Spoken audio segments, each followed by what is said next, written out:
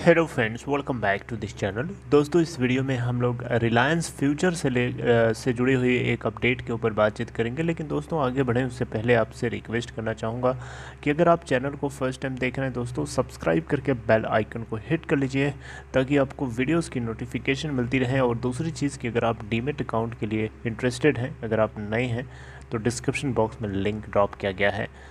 दोस्तों, जैसा कि आपको मैंने बार बार बताने की कोशिश करी है, बार बार तो नहीं लेकिन एक ही बार अभी तक बताया है, और ये दूसरी बार भी उससे जुड़ी हुई मुझे अपडेट मिली जो कि आपको बताना ज़रूरी समझता हूँ। दोस्तों, रिलायंस फ्यूचर के बीच में जो डील है अभी भी ये फाइनलाइज नहीं हो पाई है। और यहाँ पे दोस्तों इसके पीछे कारण बताया जा रहा है, इसके पीछे कारण ये बताया जा रहा है कि अमेज़ॉन जो है इंडियन अथॉरिटी को कहीं न कहीं से जो है लीगल तरीके से, और लीगल कैसे है ये चीज़ जो है आप देख सकते हैं यहाँ पे कांग्रेस के जो टॉप सीनियर लीडर्स हैं ये क्वेश्चन कर रहे हैं।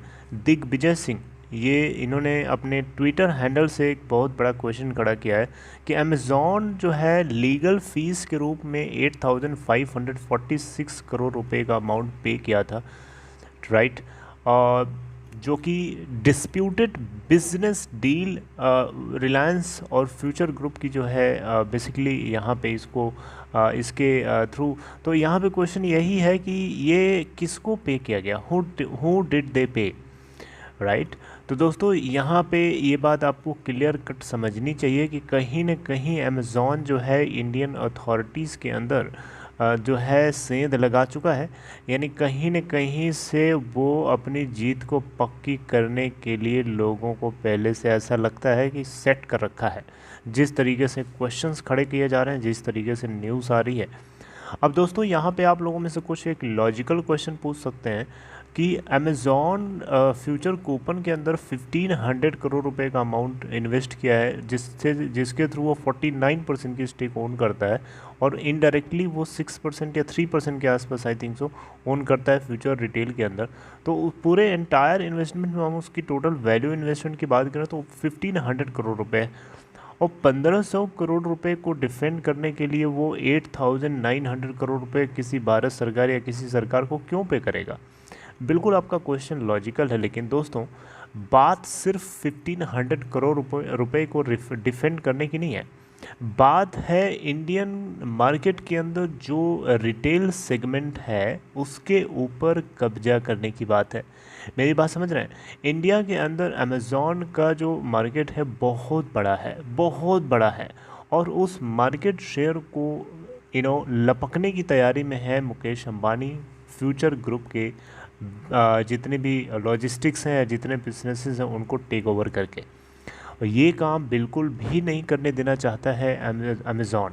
तो इसके लिए, इसको डिफेंड करने के लिए वो ये काम ज़रूर कर सकता है, जो कि 100% श्योरिटी के साथ मैं भी नहीं बता पाऊँगा ये सही है या गलत है। लेकिन क्वेश्चंस यहाँ पे टॉप लीडर्स के थ्रू पूछे जा रहे हैं कि ये 8,546 करोड़ रुपए का अमाउंट लीगल फीस के रूप में पे किया था, लेकिन किसको पे किया गया था, क्यों पे किया गया था, राइट।